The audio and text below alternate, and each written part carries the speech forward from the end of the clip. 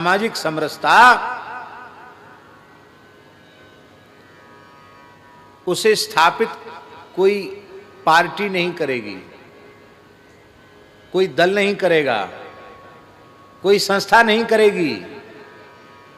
उस सामाजिक समरसता की स्थापना को करने में समर्थ है केवल और केवल भगवान की भक्ति। क्योंकि भक्ति सूत्रोपनद्धा, भगवान की भक्ति जिस जीव में प्रतिष्ठित हो जाएगी वहां निम्नत्व समाप्त हो जाएगा। केवल इतना ही तो सुना भरत जी ने कि राम जी के सखा हैं और राम सखा सुन स्यंदन त्यागा, सुनते ही रथ से कूद पड़े। निषाद ने सोचा कि शायद इन्हें मेरी जाति का पता नहीं कि मैं निषाद जाति का हूं, हिंसा जीवी हूं, अशुद्ध आहार विहार वाली जाति में उत्पन्न हुआ हूं, मैं स्पर्श के योग्य नहीं हूं, लगता है इनको मेरा परिचय नहीं है, इसलिए ये मेरा स्पर्श करने के लिए दौड़ रहे हैं। तब उसने अपना परिचय दिया, महाराज मैं निषाद जाति का हूं, मेरा नाम गुह है, मैं श्रृंगवेरपुर का निवासी हूं, आप मेरा स्पर्श करें मैं इस योग्य नहीं हूं। लेकिन श्री भरत जी ने एक बात नहीं सुनी। जैसे धरती पर प्रेम बिखर रहा हो और उसे बिखरते हुए प्रेम को बटोर करके भरत जी ने अपनी छाती से लगा लिया हो, और ऐसे ही भरत जी ने श्री निषाद राज को आहा छाती से लगा लिया।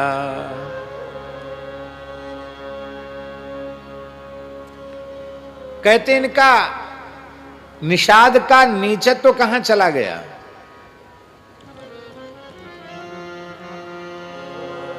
था बोले हां था, अब नहीं है बोले नहीं है। क्यों? राम राम कही जे जमुहाही, राम राम कही जे जमुहाही, तिन्हि न पाप कुंज समूहाही, तिन्हि न पाप कुंज समूहाही। भले ही पहले नीच रहा हो लेकिन अब नहीं है। क्यों? राम नाम की ऐसी महिमा है। राम नाम राम राम कहकर जो जमाई लेते हैं उनके निकट भी पाप का समूह उनको छू नहीं सकता। फिर ये तो ऐसे भाग्यशाली हैं कि यह तो राम लाए उर लीना, इसे तो राम जी ने अपने हृदय से लगाया है। इसलिए निषाद ने केवल अपने को पवित्र नहीं किया, अपने कुल को ही पवित्र नहीं किया, वस्तुतः निषाद ने तो जग पावन कीना, सारे संसार को पवित्र कर दिया है। आज इन निषाद राज के इस चरित्र का श्रवण करके हम लोग भी पावनता का अनुभव कर रहे हैं, सारे जगत को पवित्र कर दिया है। और उदाहरण दिए कि स्वपच सवर खस जमन जड़ पावर कोल किरात, राम कहत पावन परम होत भवन विख्यात।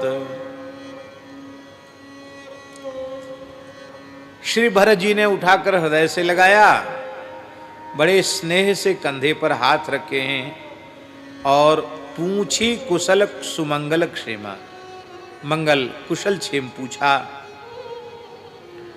आहा, अब निषाद राज जी की स्थिति क्या है?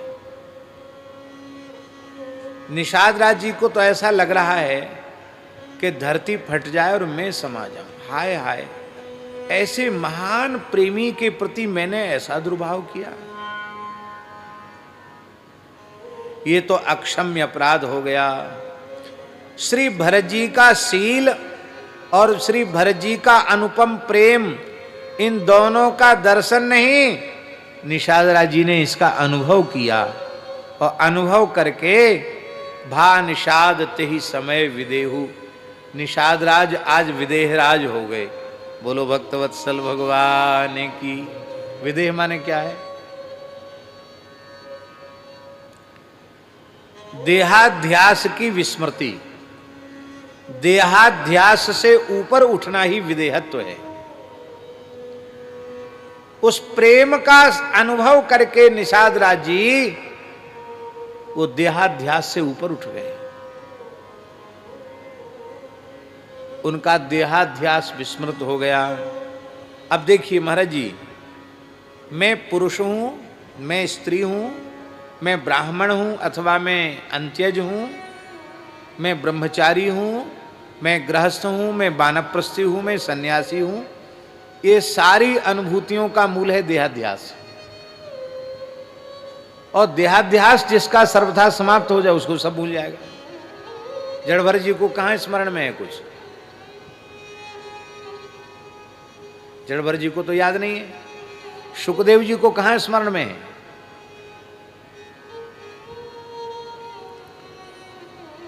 सुखदेव जी जा रहे थे, 16 वर्ष की किशोर अवस्था है सुखदेव जी की, नित्य किशोर हैं सुखदेव जी, किशोर अवस्था में ही रहते हैं, न उससे कम होते न उससे ज्यादा, नित्य किशोर हैं सुखदेव जी, सदा 16 साल के ही रहते सुखदेव जी। जैसे सनकादिक सदा 5 वर्ष के रहते हैं, ऐसे ही श्री सुखदेव जी सदा 16 वर्ष के रहते हैं। कामदेव को विलज्जित करने वाला जिनका अनुपम सौंदर्य, उन दिगंबर सुखदेव जी को देख करके देवांगनाओं ने वस्त्र धारण नहीं किए, और पीछे से हजारों लाखों वर्ष की जिनकी उम्र है, वो वयोवृद्ध ज्ञान वृद्ध व्यास जी पीछे पीछे चल रहे थे। पुत्र पुत्र शुक शुक कह करके पीछे पीछे चल रहे थे। उनको आते देखकर देवांगनाओं ने वस्त्र धारण कर लिए। वो निर्वस्त्र स्नान कर रही थी। व्यास जी खड़े हो गए, बोले देवियों एक बात का उत्तर दे दो, हम नाराज नहीं है तुम्हारे ऊपर, हम पूछना चाहते हैं, अभी परम सुंदर परम सुकुमार अपने सौंदर्य से कामदेव को लज्जित करने वाला मेरा युवा पुत्र सुखदेव यहां से गया, उसको देखकर आपको लाज शर्म संकोच नहीं हुआ? और मुझ ज्ञान वृद्ध वयोवृद्ध तपस्वी ऋषि को, निर्विकार ऋषि को देख करके आप लोगों को संकोच हो गया, आपने कपड़े धारण कर लिए, तो इसका क्या उत्तर है? इसका क्या बात, इसका क्या समाधान है?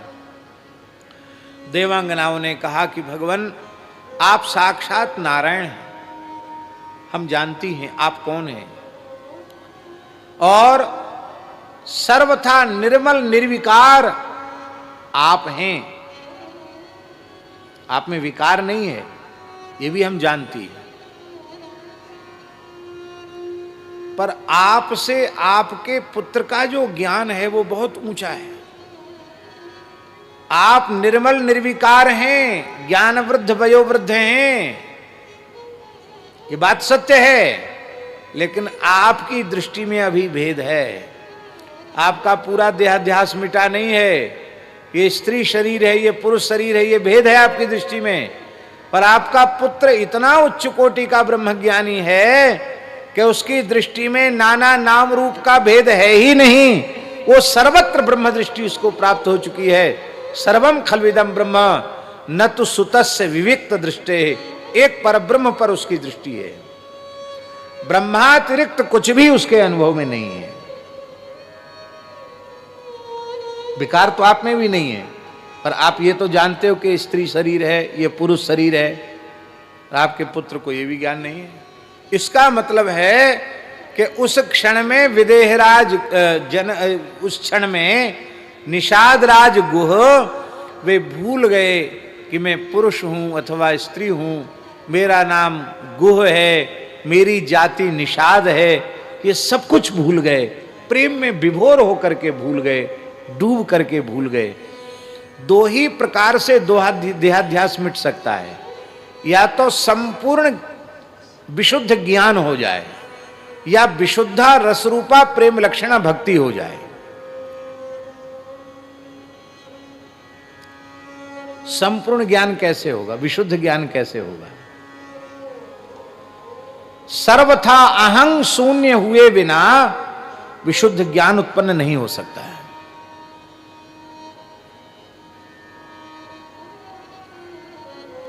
परम श्रद्धेय स्वामी श्री राम सुखदास जी महाराज ने दास को स्वयं बताया। उन्होंने कहा ज्ञान और भक्ति में अंतर नहीं है, जो ज्ञान से मिलता वही भक्ति से मिलता, जो भक्ति से मिलता वही ज्ञान से मिलता, कोई भेद नहीं है। और अंतर क्या है? स्वामी जी ने कहा अंतर यह है कि ज्ञान मार्ग के साधक को अहंकार का अतिक्रमण करना पड़ता है, अहंकार से ऊपर उठना पड़ता है। और ये अहंकार प्रकृति कितनी सूक्ष्म है। पृथ्वी से सूक्ष्म जल, जल से सूक्ष्म पृथ्वी, जल तेज, उससे सूक्ष्म तेज, तेज से सूक्ष्म वायु, और वायु से सूक्ष्म आकाश, आकाश से भी सूक्ष्म मन, मन से भी सूक्ष्म बुद्धि, और बुद्धि से भी अत्यंत सूक्ष्म अहंकार। इस अहंकार प्रकृति जो सूक्ष्माति सूक्ष्म प्रकृति है, स्वामी जी के शब्द हैं ये, इसके अतिक्रमण में ज्ञान मार्ग के साधकों को हो सकता है कई जन्म लग जाएं, पर भक्ति मार्ग की विशेषता है कि उसमें अहम का अतिक्रमण नहीं करना है, उसमें तो अहंकार कर लेना है। क्या अहंकार? बोले यह अभिमान जाय जनि भोरे, मैं सेवक रघुपति पति मोरे। मैं केवल भगवान का हूं और केवल भगवान मेरे हैं, ये अहंकार कर लो, सब समस्या खत्म। तो बोले ये काम तो इसी जन्म में हो जाएगा, अभी हो जाएगा, भीतर से पक्का कर लो, ये तो अभी हो जाएगा। अब उस मार्ग से जाने में हो सकता कई जन्म लग जाएं। अहंकार बहुत सूक्ष्म है। हमने अपने गुरु जी से सुना है, हमारे नाथ जी महाराज बैठे हैं, श्री गुरु मत्स्येंद्र नाथ जी और उनके समर्थ शिष्य श्री गुरु गोरखनाथ जी, दोनों गुरु शिष्य जा रहे थे। मत्स्येंद्र नाथ जी को नाथ परंपरा में भगवान नारायण का ही अवतार माना जाता है। यही बात है कि नहीं? नारायण ही मत्स्येंद्र नाथ जी के रूप में आए, ऐसा नाथ परंपरा में प्रसिद्ध है। और भगवान शिव ही गोरक्षनाथ के रूप में आए, इसलिए गोरक्षनाथ को शिवावतार कहा जाता। साक्षात शिव जी ही गोरक्षनाथ है। दोनों ही महाराज, जब मूल में एक नारायण का अंश है और एक शिव का अंश है, तो फिर क्या कहना उनके बारे में? दोनों ही परम सिद्ध हैं। तो गुरु शिष्य दोनों जा रहे थे। तो मत्स्येंद्र नाथ जी गोरखनाथ जी से थोड़ा पीछे हो गए और दोनों अपनी धुन में मस्त थे, आत्मा में रमण करते हुए जा रहे थे। मत्स्येंद्र नाथ जी को पता नहीं क्या कौतुक सूझा, उन्होंने गोरखनाथ जी के सिर पे ठोकर लगाई। वो कुछ नहीं बोले, फिर ठोकर लगाई, कुछ नहीं बोले, फिर ठोकर लगाई, कुछ नहीं बोले। जब कई बार ठोकर लगाई और आराम से जा रहे हैं, वो गुरु जी लगा रहे हैं ठोकर, तो लगावें, उनकी लीला। अंत में उन्होंने सोचा कि ये तो बंद ही नहीं कर रहे हैं, थोड़ी थोड़ी देर में टोल मारते हैं सिर में, क्या बात है। तो गोरखनाथ जी ने बड़ी विनम्रता से प्रणाम करके कहा, गुरुदेव आप क्या ठोक बजा के देख रहे हैं? आप जिसे ठोक बजा के देख रहे हैं अब वह नहीं है। ध्यान में आई बात? क्या कहा उन्होंने? उन्होंने कहा आप अहंकार को ठोक बजा के देख रहे हैं कि गोरखनाथ के भीतर अहंकार है कि नहीं? क्यों? अहम शून्य हुए बिना पूर्ण ज्ञान प्रकाश नहीं होगा। तो बोले आप क्या ठोक बजा कर देख रहे हैं?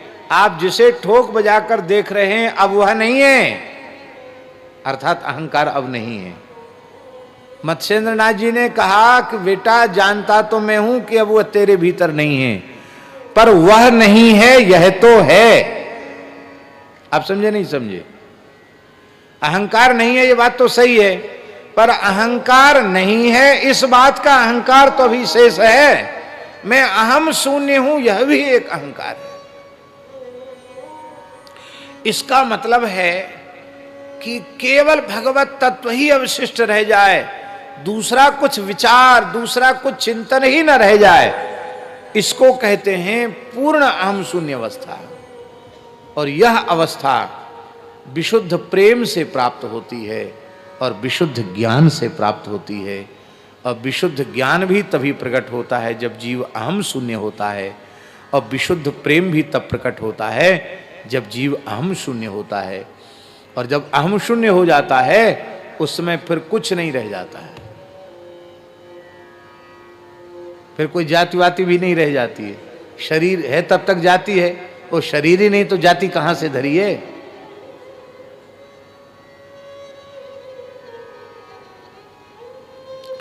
संत मलुकदास जी के एक साखी,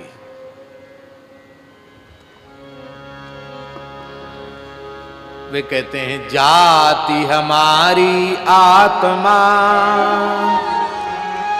हमारी आत्म जाति है, जाति हमारी आत्मा, नाम हमारा राम। जब हमारी आत्म जाति है तो हमारा नाम भी मलुकदास नहीं है, हमारा नाम राम है। जाति हमारी आत्मा, नाम हमारा राम। फिर ये शरीर क्या है? 5 तत्व का पूतरा, आय किया विश्राम।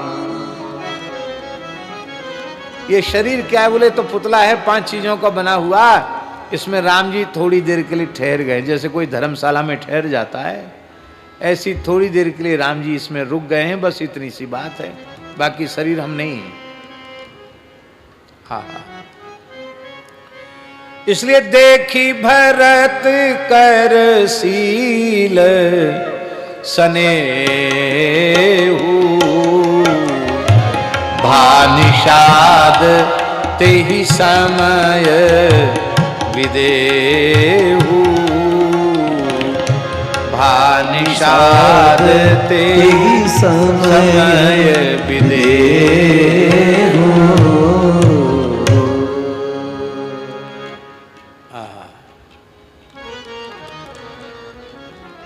अब प्रेम की ऐसी अनिर्वचनीय अवस्था श्री निषाद राज जी को प्राप्त हो चुकी है कि जैसे महाराज जी कोई समुद्र हो और उसमें थपेड़े आवें, ऐसे ही प्रेम का समुद्र श्री निषाद राज गुह जी के भीतर हिलोरें ले रहा है। और हिलोरें कौन कौन है? समुद्र तो प्रेम का है, पर हिलोरों के नाम क्या हैं? एक हिलोर का नाम है सकुच, संकोच। कभी कभी मन में आता है कि मैं नीच इस आदर का पात्र नहीं था, मेरा इतना आदर हो गया, मैं इस आदर को कैसे सह पाऊंगा। कभी प्रेम फिर भूल जाता है कि मैं कौन हूं, प्रेम प्रकट हो, ये दूसरी लहर है। तीसरी लहर है मोद। फिर आनंद में भर जाते हैं कि अरे हम जो अब तक थे सो थे, अथवा जो हैं सो हैं, पर आज हम कितने भाग्यशाली हैं कि श्री राम प्रेम की चलती फिरती प्रतिमूर्ति श्री प्रेम मूर्ति भरत लाल जी ने अपनी चंदन चर्चित आजान लंबित भुजाओं में भरकर मुझे छाती से लगाया है। ये विचार करते हैं तो मोद मन में प्रकट होता है। और अब देखो, अभी तक शास्त्री जी, अभी तक क्या था? अभी तक तो कहते थे कि तुम लोग घाट को रोक कर रखो। वाल्मीकि रामायण में लिखा है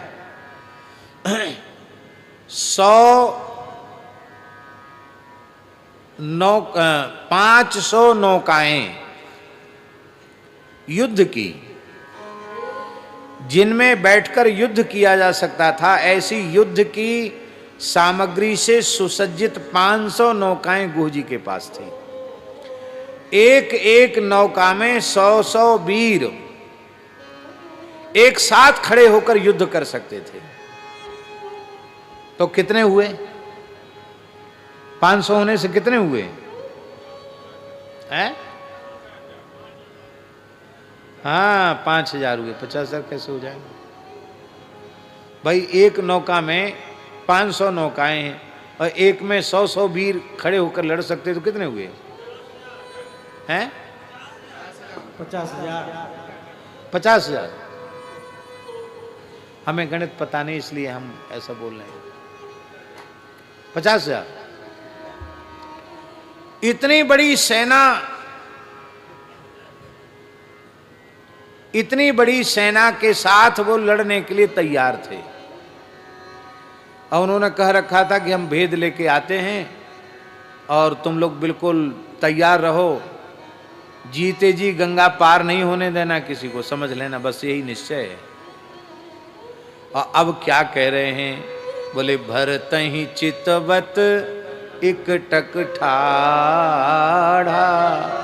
अब सब भूल गए कि उनको जाके कुछ बताना है। चित्र लिखित जैसे निषाद जी हो गए हैं, भरत जी का दर्शन कर रहे हैं। एकटक अपलक नेत्रों से देखते रहे। ये भी भूल गए कि इन्होंने हृदय से लगाया तो एक बार कृतज्ञता ज्ञापित करने के लिए ही सही, इनके चरणों में हमें वंदना तो करनी चाहिए, भी भूल गए। अब स्मरण में आया कि अरे मैंने तो प्रणाम भी ठीक से नहीं किया भरत जी को, क्योंकि वस्तुतः जो प्रणाम किया गया था वो वशिष्ठ जी को किया गया था, भरत जी को ठीक से अभी मैंने प्रणाम नहीं किया। तो विनय सप्रेम करत कर जोरी, भरत जी के चरणों की वंदना करते हैं, प्रणाम करते हैं और कहते हैं कि भगवान अब तक तो हमारी कुशल नहीं थी, लेकिन अब हमारी कुशल जरूर हो गई। कुशल क्यों नहीं थी? श्री राम जी ने अपना लिया फिर भी कुशल नहीं। सुंदरकांड में तब लगी कुशल न जीव कहूं, तब लगी कुशल न जीव कहूं, सपने हूं मन विश्राम, जब लगी भजत न राम कह, शोक धाम तजिका। तो ये कुशल तो हो गई है भरत जी की, निषाद जी की। शोक धाम काम का त्याग करके गुह जी और उनका पूरा परिकर राम जी का अनुसंधान कर रहे हैं। राम जी के नाम पर ही मर मिटने के लिए तैयार खड़े हैं। फिर वे ऐसा क्यों कह रहे हैं कि अब तक तो हमारी कुशल नहीं थी, लेकिन आपके चरण कमलों का दर्शन करके हमारी कुशल हो गई। इसका आशय समझे मनमोहन शरण जी? इसका आशय यह है कि श्री राम जी का अनन्य शरणागत भक्त, निरंतर नाम रूप गुण लीला का अनुसंधान करने वाला, चिंतन करने वाला भक्त भी यदि भगवान के किसी प्राण प्यारे भक्त के प्रति असद्भाव करता है तो उसका भी अमंगल हो जाएगा। इसलिए मंगल कुशल का सर्वोपरि स्वरूप वैष्णव हैं, भगवान के भक्त हैं। श्री भगवत रसिक जी ने कहा मंगल मूर्ति लाडली, मंगल कहो कुशल कहो एक ही बात है। मंगल मूर्ति लाडली, लाडली श्री राधा रानी मंगल की मूर्ति है। मंगल मूर्ति लाल, श्री लाल जी श्याम सुंदर वे भी मंगल की मूर्ति है। मंगल मूर्ति लाडली, मंगल मूर्ति लाल, मंगल मूर्ति सहचरी, सब सखी सहचरी मंगल की मूर्ति है। मंगल में सब काल, वाल नहीं, मंगल में सब काल, कुंज का सभी काल मंगलमय है, क्योंकि प्रकृति जगत का प्रवेश नहीं है। इसलिए वहां कोई काल अमंगल युक्त नहीं। मंगल में सब काल, अमंगल मूल न सावन। अमंगल के मूल को समाप्त कर देने वाला है। मंगल महल विनोद मोद, मंगल मन भावन। अब आगे महाराज जी क्या करें? मंगल भगवत रसिक सुजस, सर्वोपरि मंगल। ये मंगल कुशल की जो परंपरा है, इसमें सर्वोपरि मंगल भगवत रसिक सुजस। भगवत रसिक माने भगवान के जो रसिक भक्त हैं, प्रेमी भक्त हैं, उन प्रेमी भक्तों का नाम रूप गुण कीर्तन, ये सर्वोपरि मंगल है। हा मंगल भगवत रसिक सुजस, सर्वोपरि मंगल। कहे सुने अनुमोद, सुजस पावे बर मंगल। इसलिए नाभाजी ने भी कहा, मंगल आदि विचारि रह, वस्तु न और अनूप। हरिजन को यस गावते, हरिजन मंगल रूप। ये कितनी अद्भुत बात है। भगवान का विशुद्ध भक्त भी यदि भगवान के भक्त के प्रति मानसिक अपराध भी करता है तो उसके मंगल में संदेह है। तो भगवान, अब तक तो हमारा अमंगल ही हो रहा था, क्योंकि हम आपको पहचान नहीं पाए, आपके स्वरूप को पहचान नहीं पाए। लेकिन अब आपका स्वरूप प्रकट हो गया, प्रत्यक्ष हो गया, तो आप जैसे प्रेमी महाभागवत के चरण कमलों का दर्शन करके मेरी कुशल हो गई, क्योंकि कुशलता के मूल तो आपके चरण कमल हैं। तीनों काल में हमारी कुशल हो गई। और राम जी के दर्शन से तो हम पार हुए, हमारे पितर पार हुए, लेकिन राम जी के प्रेम की प्रतिमूर्ति भरतलाल जी, आपका दर्शन करके तो हम सबके करोड़ों कुल तर गए। करोड़ों, हजार, सैकड़ों पीढ़ी नहीं, हम और हमारे पुरखा नहीं, करोड़ों पीढ़ियां तर गईं। अब प्रभु परम अनुग्रह तोरे, सहित कोटि कुल मंगल मोरे। करोड़ों कुलों के सहित हमारा मंगल है। बुंदेलखंड में एक परंपरा है। वो परंपरा यह है कि जो निषाद केवट जाति के लोग हैं, उनको विवाह में अनिवार्य रूप से बुलाया जाता है। विवाह हो, कोई भोज भंडारा हो किसी तरह का, तो उसमें उनको बुलाया जाता है और जल वे ही भरते हैं। पहले तो कुआं होते थे, तो कुआं से छान करके जल लाने का काम उन्हीं का होता था, जल वही लाते थे।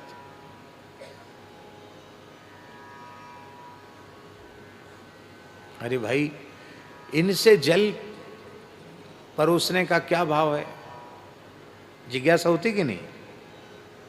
तो वहां जो प्रसिद्ध है वो बात हम निवेदन करें। वो कहते हैं, अरे ऐसी बात मत कहो, इनके पुरखों ने राम जी के चरण धोए थे, इसलिए इनके हाथ इतने पवित्र हो गए। धोए चरण तो केवट ने थे, पर उनका स्मरण करके आज भी लोग कहते कि इनके पुरखों ने श्री राम जी के चरण कमल धोए थे, इसलिए इनके हाथ का जल बहुत अच्छा माना जाता है आज भी। अब तो धीरे धीरे आचार विचार सब जगह न्यून हो रहा है, दुख की बात है। नहीं,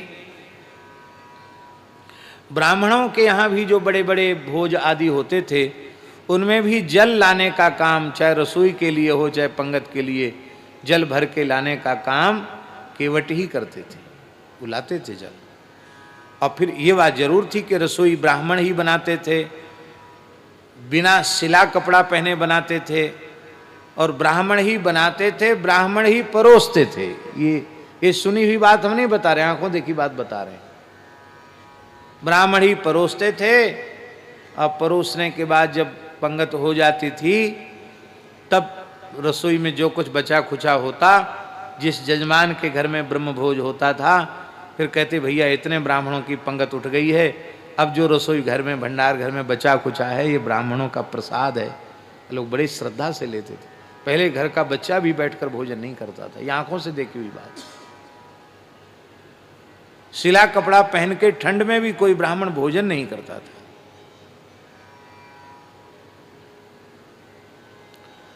अग्नि में आहुति दिए बिना कोई भोजन नहीं करता, आंखों से देखी हुई बात बता रहे हैं। ब्राह्मणों की पंक्ति बैठ जाती थी, परोस दिया जाता था, बलि वैष्णदेव करते थे।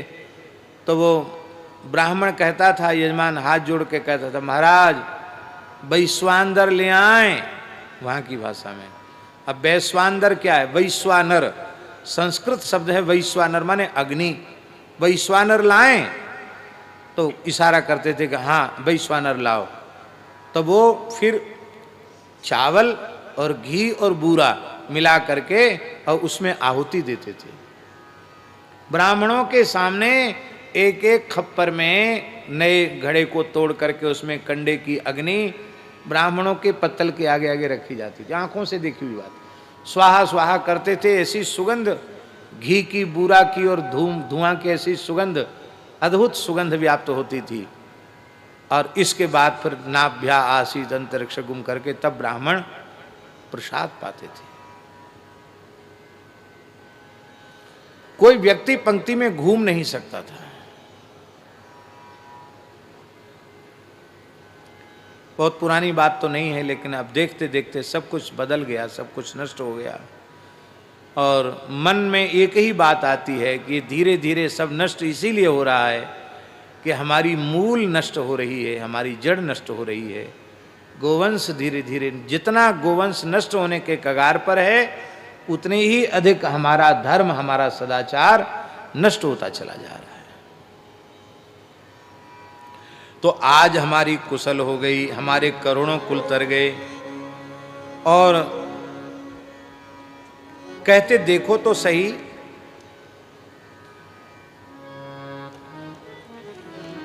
हम हिंसा जीवी निषाद हैं,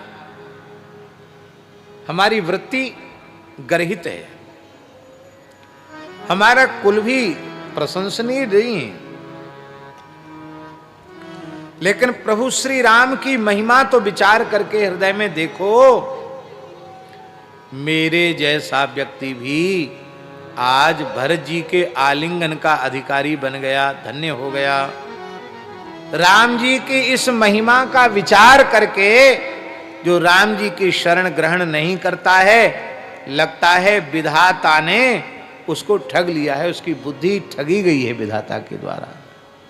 समुझी मोर करतूत कुल प्रभु महिमा जिय जोए, जो न भजय रघुवीर पद जग विधि वंचित सो।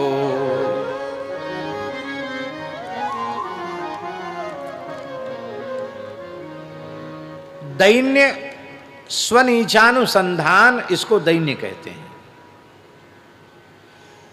अहम शून्य, अहम शून्य होने का साधन क्या है? दैन्य। दीनता ही अहम शून्य बना सकती है। श्री निषाद राज जी कहते हैं, कपटी कायर कुमति कुजाति, लोक वेद बाहिर सब भांति। लेकिन ऐसा होने के बाद भी राम कीन आपन जब ही ते, भयउ भुवन भूषण तब ही ते। राम जी ने हमको अपना करके विश्व का भूषण बना दिया। निषाद राज के प्रेम को देख करके, उनकी विनय को देख करके श्री शत्रुघ्न जी महाराज भी बड़े प्रसन्न हुए। और श्री शत्रुघ्न जी ने भी निषाद राज ने शत्रुघ्न जी को भी प्रणाम किया। और श्री शत्रुघ्न जी ने भी उठाकर निषाद राज को अपने हृदय से लगा लिया। इसके बाद निषाद राज जी ने श्री कौशल्याम्बा को प्रणाम किया, श्री कैकेयी जी को प्रणाम किया और श्री सुमित्रा जी को प्रणाम किया। यहां कहना यह चाहिए था, सादर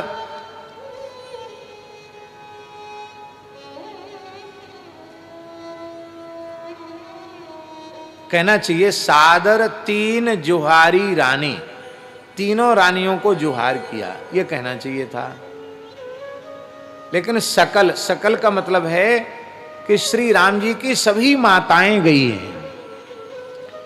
और राम जी का वैशिष्ट्य ये है कि कौशल्या को जैसी अनुभूति होती है वैसी ही अनुभूति दशरथ जी की 700 रानियों को होती है।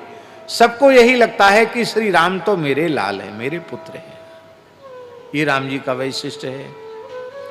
अब यहां एक प्रश्न है कि निषाद राज जी के मन में ये बात आनी चाहिए थी कि कौशल्या जी को प्रणाम करना तो उचित है, सुमित्रा जी को भी प्रणाम करना उचित है, कैकेयी को प्रणाम क्यों करें?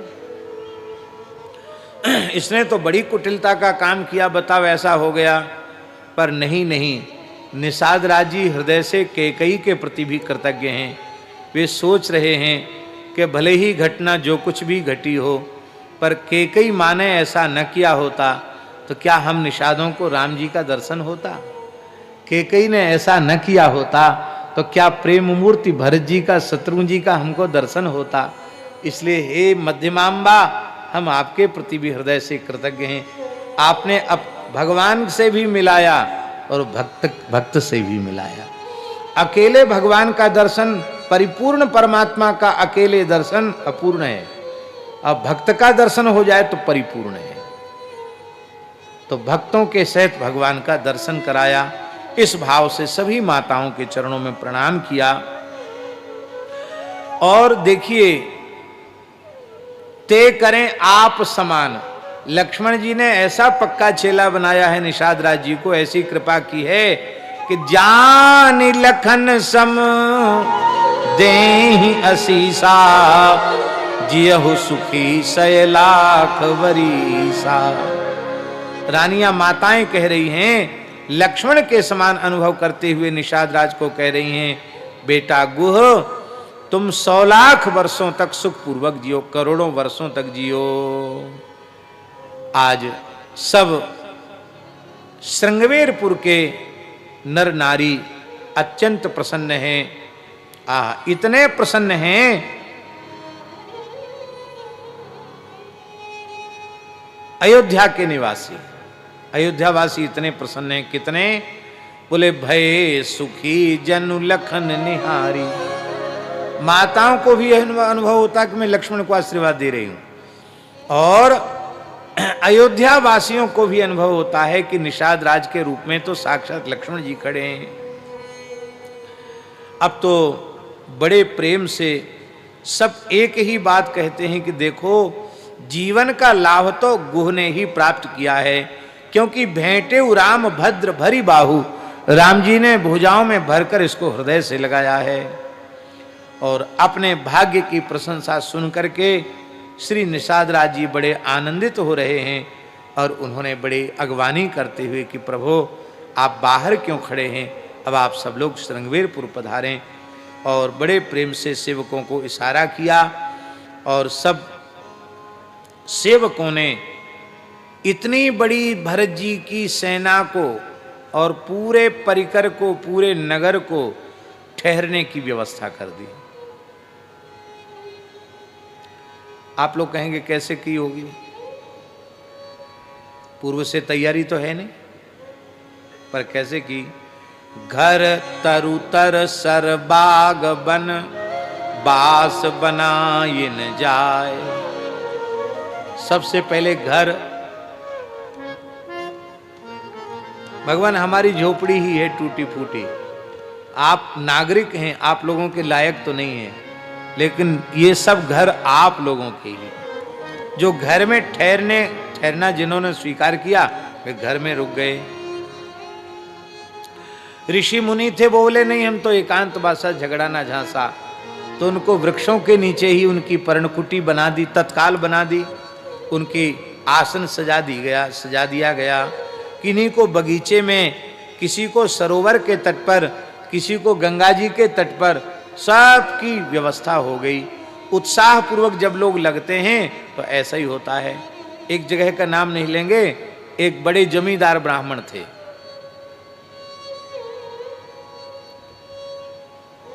जमींदार ब्राह्मण थे, बड़े आदमी थे, और बड़े आदमी होते उनकी लड़कियां भी बड़े ही घरों में जाती हैं। तो उनकी लड़की भी एक अच्छे प्रतिष्ठित व्यक्ति थे ब्राह्मणों में, उनके घर उनका जो लड़का था, माने लड़की थी इसकी, और लड़के वाले बड़े जमींदार थे, बड़े, ये भी लड़की वाले भी बड़े मजबूत व्यक्ति थे। तो किसी ने कह दिया कि अरे वो तो बहुत छोटा सा गांव है, क्या आपने इतने बड़े आदमी होकर आपने ऐसे छोटे से गांव में आपकी बारात जाएगी। बोले अब तो सब हो गया भाई, अब तो कैसे मना करेंगे। तो बड़े ठसक वाले आदमी थे, उन्होंने महाराज जी पत्र लिखा, देखो भाई हम अपने स्वरूपानुरूप बारात लेके आएंगे, यदि हमारे बारात में स्वागत सत्कार में तनिक भी कसर रह गई तो फिर आप कहना मत, बाद में सारी बारात वापस ले जाएंगे, फिर ब्याह नहीं होगा। फिर ये नहीं कहना कि हमारी बेइज्जती हुई, यूं हुई त्यों हुई। हमारी बारात का स्वागत हमारे स्वरूपानुरूप करना पड़ेगा। जिस गांव की आबादी ही 200-250 घर जिस गांव में हो कुल, और उस गांव में 600-700 बाराती लेकर आ गए बेईमान। दुनिया भर की जीप, कारें और मोटर, कम से कम 600-700 लोग बारात में थे। पर वे इतने सज्जन और भले आदमी थे कि इतनी बड़ी बारात को देखकर वे बिल्कुल भी नहीं घबराए। सारे गांव के लोग, चाहे वे किसी भी जाति के थे, सब गांव के लोगों ने कहा कि हमारे महाराज की बेटी का ब्याह है, मानो हमारे यहाँ हमारी बेटी का ब्याह है। तो महाराज सब घरों में व्यवस्था हो गई, सब घरों में 1-1, 2-2 कक्ष खाली हो गए, और गर्मी का समय था, खाट बिछ गई और कूलर पंखा लग गए, और पूरी बारात को उत्तम से उत्तम रुकने की व्यवस्था हो गई। और दूसरे दिन जब विदाई का समय आया, कोई कसर नहीं हुई उनके बारातियों के स्वागत सत्कार में। और जब विदाई का अवसर आया तो लड़की का बाप, उसने 1-2 जूता में पालिश करते ना, तो एक हाथ में तो डबिया ली पालिश वाली, और एक हाथ में ब्रुश लिया, और समधी के पास जाके बोलो कि आप थोड़ा जूता उतार दें, मैं पालिश कर दूं, बहुत गरीब छोटा आदमी हूँ, बेटी वाला हूँ, बेटी वाला तो सदा गरीब होता है, महाराज लाओ जूता उतारो तो मैं पालिश कर दूं। महाराज जी वो बड़े आदमी इतने लज्जित हो गए, उन्होंने कहा जूते पे नहीं, आप मेरे मुंह पर पालिश कर दो।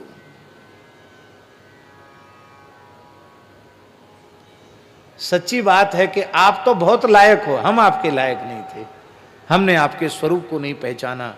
पूरा गांव ये समझ रहा है कि मेरी बेटी का ब्याह है, इससे बड़ा आदमी और कौन हो सकता है। ध्यान में आई बात। आप कहेंगे ये उदाहरण आप क्यों दे रहे हैं? हम इसलिए दे रहे हैं कि एक ब्राह्मण के प्रति गांव का इतना सद्भाव हो सकता है, तो श्रृंगवेरपुर के राजा निषाद राजगुह जो परम श्री राम प्रेमी हैं, और जिन श्रृंगवेरपुर वासियों को राम जी का दर्शन प्राप्त हो चुका है, श्री जानकी जी का, लक्ष्मण जी का दर्शन प्राप्त हो चुका है, क्या उनके मन में यह भाव नहीं होगा कि आज यह पूरा का पूरा परिकर हमारा प्रिय अतिथि है? इसलिए जब पूरे के पूरे लोग कटिबद्ध होकर के लग गए तो सबको उचित निवास प्राप्त हो गया, सबको आवास प्राप्त हो गया। और इतना ही नहीं, उस समय भरत जी ने श्रृंगवेरपुर को देखा तो उनके प्रेम से अंग शिथिल हो गए। वे निषाद राज के कंधे पर हाथ रख करके चल रहे थे। उस समय की झांकी कैसी अद्भुत थी। यदि संस्कृत साहित्य में उपमा कालिदास से है, तो हिंदी साहित्य में भी तुलसीदास जी के जैसी उपमा तुलसीदास जी ही दे सकते हैं, बाकी सब कवि उनके पीछे हो जाते हैं। ऐसी सुंदर उपमा है। कितनी सुंदर उपमा है। सोहत दिए निषाद ही लागू, सोहत दिए निषाद ही लागू, जनु तनु धरे विनय अनुरागु, जनु तनु धरे विनय अनुरागो।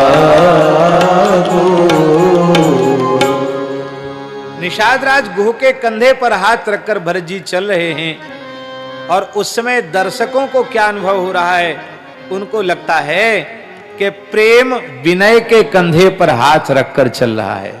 प्रेम श्री भरत जी हैं और मूर्तिमंत विनय विनम्रता श्री निषाद राज गुह हैं। आहा, धन्य है। संपूर्ण सेना का स्वागत सत्कार किया, सबने गंगा जी का दर्शन किया। ये श्री राम घाट है, इस पर प्रभु श्री राम ने गंगा जी को साष्टांग प्रणाम करके आचमन प्राणायाम संकल्प पूर्वक श्री गंगा जी का स्नान किया है। यहीं प्रभु ने सायं संध्या वंदन किया है। रात्रि निवास के पश्चात दूसरे दिन प्रातःकालीन संध्या वंदन ही गंगा जी में किया है। और उस घाट का भी नामकरण निषाद राज ने कर दिया है। क्या घाट? उसके पहले भले ही कोई घाट रहा हो, पहले भले ही निषाद घाट रहा हो, लेकिन अब उस घाट का नाम है श्री राम घाट। ये श्री राम घाट है। यहां प्रभु श्री राम जी ने स्नान किया है, यहीं संध्योपासन किया है। तो सबने लौट करके श्री राम घाट को प्रणाम किया, साष्टांग प्रणाम, गंगा जी को प्रणाम और श्री राम घाट को प्रणाम। राम घाट कहाँ कीन प्रणाम, भामनु मगन मिले जनु राम, भामन मगन मिले जनु राम, भामनु मगन मिले जनु राम। राम जी का स्मरण करके सब भाव मग्न हो गए, ऐसा लगा मानो राम जी ही मिल गए हों। नगर के नर नारी प्रणाम कर रहे हैं श्री राम घाट को। और ब्रह्मद्रव श्री गंगा जी, ब्रह्ममय द्रव, आहा, विष्णुपादाब्ज संभूते गंगे त्रिपथ गामिनी, ब्रह्मद्रवेति विख्याते पापम में हर जाह्नवी। ये पिघला हुआ ब्रह्म ही श्री गंगा जी हैं। गंगा जी जल नहीं है, ब्रह्म पिघल करके बह रहा है।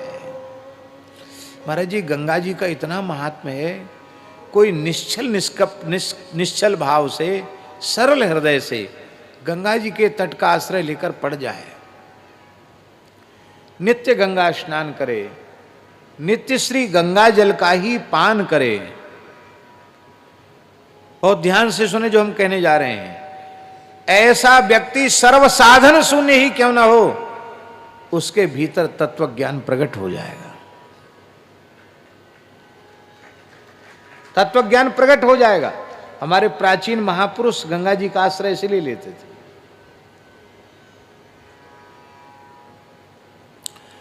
अब तो समाप्त हो गई है व्यवस्थाएं। जैसे वर्तमान समय में नर्मदा जी की खूब परिक्रमा हो रही है, किसी काल में गंगा जी की भी इसी प्रकार की परिक्रमा चलती थी। साधु में तो प्रायः लोग कहते थे, अरे भाई तुम साधु बने, क्या किया तुमने, गंगा जी की परिक्रमा नहीं करी। हमारे महाराज पहाड़ी बाबा महाराज पूरी गंगा जी की परिक्रमा पैदल, गोदावरी जी की परिक्रमा पैदल, नर्मदा जी की परिक्रमा तो उन्होंने की ही थी। अयोध्या 84 कोस, नैमिषारण्य 84 कोस, मिथिला 84 कोस, चित्रकूट 84 कोस और ब्रिज 84 कोस तो किया ही था उन्होंने। पुराने संत कितने विचरते थे, कितने तप करते थे। तो गंगा जी मूर्तिमान ब्रह्मद्रव हैं, इसलिए गंगा जी के जल का सेवन करते करते तत्वज्ञान हो जाता है, ब्रह्म ज्ञान हो जाता है। एक बहुत अच्छे महापुरुष थे स्वामी संपूर्णानंद जी महाराज, उन्होंने कहा कि 3 नदियों के तट पर रहकर हमने अनुभूति प्राप्त की। गंगा जी ज्ञान देती हैं, नर्मदा जी वैराग्य देती हैं और श्री यमुना जी अनुराग देती हैं, प्रेम देती हैं। यमुना जी का सेवन करो तो प्रेम मिल जाएगा, गंगा जी का सेवन करो तो ज्ञान मिल जाएगा, और नर्मदा जी का सेवन करोगे तो वैराग्य मिल जाएगा। तो ज्ञान, वैराग्य, भक्ति, ये देश की 3 नदियां प्रदान करती हैं, ऐसा वो कहते थे, हमारा अनुभव है। सबने श्री गंगा जी को साष्टांग प्रणाम किया और शास्त्रीय विधि से गंगा जी में स्नान किया। गंगा स्नान की विधि है कि अपवित्र शरीर को गंगा, यमुना आदि पवित्र नदियों में नहीं ले जाना चाहिए। अब एक प्रश्न है कि मान लो नदी पर पहुंचे, वहां दूसरी कोई व्यवस्था नहीं है, तब क्या करें? और दूसरा जल ही नहीं है, तब आप क्या करोगे? उसी जल से सारी क्रिया करनी पड़ेगी कि नहीं करनी पड़ेगी?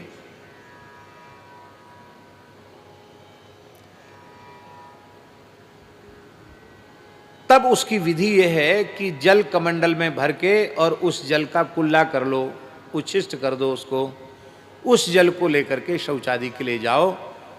बाढ़ के समय जहाँ तक नदी का जल पहुँच जाता, वहाँ तक नदी का गर्भ माना जाता है, और वहाँ से आगे 100 धनुष की दूरी पर, 100 धनुष का अर्थ है 400 कदम की दूरी पर, 400 कदम की दूरी पर शौच आदि करे, मलमूत्र आदि का त्याग करे 400 कदम की दूरी पर। फिर वहां से आने के बाद शुद्धि आदि करके फिर कमंडल में जल भर के दूर जा करके उससे एक बार स्नान कर ले। वहां उतनी दूर जाकर स्नान करे कि अपने शरीर का स्नान किया हुआ जल गंगा जी में न जाए। वहां स्नान करके अब फिर यदि दूसरा सूखा कपड़ा है तो सूखा कपड़ा पहन ले, नहीं तो वही गीला कपड़ा पहन के दंडोत प्रणाम करे, फिर आचमन प्राणायाम करे, संकल्प करे, तब गंगा जी में स्नान करे। अशुद्ध शरीर को नहीं धोना चाहिए, सीधे सीधे, ये विधि है। गंगा में जाकर के शरीर मलना नहीं चाहिए। स्नान करके तैरना, कूदना, भागना, दौड़ना, हंसी ठिठोली करना, ये सब तीर्थ में वर्जित है। मर्यादा पूर्वक गंगा जी में गोता लगाकर स्नान करके और फिर बिना शरीर को मले हुए जल से बाहर आना चाहिए, और उस शरीर को पोंछना नहीं चाहिए। पोंछने से तीर्थ के स्नान का पुण्य तत्काल नष्ट हो जाता है। गंगा, यमुना आदि का जल शरीर पर ही सूखना चाहिए। अब एक प्रश्न आप कर सकते हैं, उत्तर काशी जैसी जगह में तो बड़ी ठंडक है, वहाँ तो पहले जल में गोता लगाना भी बड़ी शूरता वीरता का काम है, और गोता लगाने के बाद, स्नान के बाद फिर को शरीर न पोछो और बढ़िया हिमालय की हवा लगती है, तब तो जल्दी कल्याण हो जाएगा। हैं? वहाँ क्या करें? वहाँ भी किया जा सकता है, वहाँ भी किया जा सकता है। बस मन में भावना हो, आप स्नान करके शरीर न पोछें, आप ऊनी वस्त्र, कंबल आदि गीले शरीर पर ही लपेटकर थोड़ी देर वहीं बैठ जाओ, तो सूख भी जाएगा, जल टपक के सब सूख जाएगा, जो कुछ कपड़े में लगना होगा वो कपड़े में लग जाएगा, पोंछने का दोष नहीं लगेगा, और थोड़ी देर में शरीर में बढ़िया गर्मी आ जाएगी, फिर लंगोटी बदल लो, फिर अपना कपड़ा पहन लो। ये विधि है। करना चाहोगे तो सब जगह हो जाएगा, न करना चाहोगे तो कहीं नहीं होगा। अपने राम तो अभी उत्तर काशी रहे, तो खूब गंगा जी का जल, पैर की स्थिति ऐसी थी कि नीचे उतर के जा नहीं सकते थे, लेकिन 2 बार तो हमने कहा कि भाई लाद के ले चलो हमको, क्यों गंगा जी का पूजन भी करना, गंगा जी में स्नान करना है। खूब देर तक स्नान किया। क्या कहें, गंगा जी तो गंगा जी है, जल नहीं है, ये पिघला हुआ ब्रह्म है, द्रवीभूत ब्रह्म है। श्री गंगा लहरी में पंडित राज जगन्नाथ ने गंगा लहरी में एक बड़ी सुंदर बात कही। वे कहते हैं कि हे गंगा जी, आपके महात्म्य का हम किन शब्दों में वर्णन करें? क्यों? कहते जब प्रातः काल देव रमणियां, स्वर रमणियां, स्वर वधूटियां आपके पवित्र जल में स्नान करती हैं, तो उनके उरोजों पर चंदन का लेप रहता है, केसर का लेप रहता है, और कस्तूरी का लेप रहता है। तो कस्तूरी तो मृगों से ही प्राप्त होगी, तो जिन मृगों की नाभि का वह कस्तूरी है, उस कस्तूरी का जल आपके जल से जब कस्तूरी आपके जल से, आपका जल कस्तूरी से स्पर्श कर जाता है, तो जिन मृगों की नाभियों का वह कस्तूर है, वे किसी भी योनि में पड़े हों, वे तत्काल उस योनि से विमुक्त होकर चतुर्भुज होकर के वैकुंठ चले जाते हैं। ध्यान में यही बात। स्नान किया देवरमणियों ने, पर उनके वक्षस्थल में जो कस्तूरी लगी हुई है, वो कस्तूरी जिन मृगों के नाभि की कस्तूरी है, वो मृग भी मुक्त होकर के भगवान के धाम को चले जाते हैं। गंगा जी का बड़ा महात्मा है। परम पूज्य श्री स्वामी विष्णु आश्रम जी की वाणी से एक कथा सुनी, बड़ी विचित्र कथा गंगा जी की, कहीं सुनी नहीं इसके पहले। एक बार श्री गरुड़ जी महाराज विचरण करते हुए जा रहे थे, उड़ते हुए, तो उनको देखा, उन्होंने देखा गंगा जी बह रही है, तो बड़े प्रसन्न हुए गरुड़ जी के, चलो भाई गंगा जी को लांघ के न जाएं, यहीं थोड़ा स्नान ध्यान कर लें। तो गरुड़ जी ने वहीं गंगा जी में गोता लगाया और वहीं अपना संध्योपासन आदि किया। और स्नान के बाद भूख जरूर लग जाती है, स्नान करने के बाद भूख लगती है, तो नित्य नियम हो जाए तब तो भूख लगना स्वाभाविक है। तो गरुड़ जी को भूख लगी, मन में सोचे यहाँ तो भोजन का कोई प्रबंध है नहीं, और खाली पेट जल पीने से कई बार पेट में जल लग जाता है, आंतों में लग जाता है जल। तो गरुड़ जी सोच रहे थे कि कुछ बाल भोग का प्रबंध हो, कम से कम कुछ खा के पानी पिए। तब तक एक आ गया, ओ नाग। बोले चलो हमारे सौभाग्य से ही आया है, राजभोग तो इससे नहीं होगा पर कलेऊ तो हो जाएगा, बाल भोग हो जाएगा। तो नाग ही उनका भोजन है गरुड़ जी का। तुरंत उन्होंने नाग को पकड़ा और भक्षण कर लिया। और भक्षण करने के बाद उन्होंने गंगा जी का जल पिया। तो नाग को तो खा लिया, पेट में चला गया वो। अब पेट में जब गंगा जी का जल गया तो नाग चतुर्भुज हो गया, और चतुर्भुज होकर गरुड़ जी के नासा छिद्र से ही प्रकट हो गया और बोला, इतने जल्दी भगवान ने तो न पार्षद भेजे और न विमान भेजा, तो मैं कैसे जाऊंगा वैकुंठ, तैयार हो जाओ जल्दी। तो गरुड़ जी ने गर्दन झुका दी, जय हो गंगा मैया की। और वो नाग चतुर्भुज होकर के गरुड़ जी की पीठ पर सवारी करके वैकुंठ चला गया।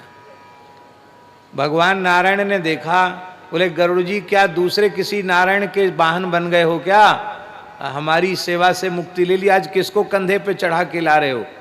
क्योंकि गरुड़ जी भगवान के व्यक्तिगत वाहन हैं, उन पे भगवान का कोई पार्षद सवारी थोड़ी करता, भगवान ही सवारी करते। तो मेरे जैसा ये कौन है? गरुड़ जी बोले महाराज कुछ मत पूछो, आपके चरण के धोवन गंगा जी की महिमा है। जो हमारा भोजन है वही मेरी पीठ पर चढ़कर आपके चरणों तक पहुंच गया। बोलो गंगा मैया की।